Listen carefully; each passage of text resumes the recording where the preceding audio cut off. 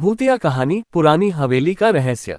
एक गांव में एक पुरानी हवेली थी जिसे लोग भूतों की हवेली के नाम से जानते थे। गांव के लोग कहते थे कि हवेली में रात होते ही अजीबोगरीब आवाजें आती हैं और कोई भी वहां रात गुजारने की हिम्मत नहीं करता था। एक दिन एक युवा आदमी रमेश ने ठान लिया कि वह इस रहस्य को सुलझाएगा।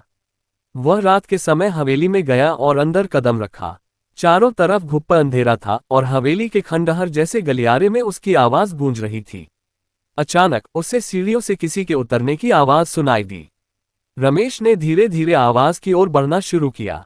जैसे ही वह सीढ़ियों के पास पहुंचा, एक सफेद साया उसके सामने आ खड़ा हुआ। रमेश का दिल जोर से धड़कने लगा, पर उसने हिम्मत नहीं हारी। उसने साहस करके पूछा, कौन हो तुम? उस साये ने धीमी आवाज में कहा, मैं इस हवेली का पूर्व मालिक हूं।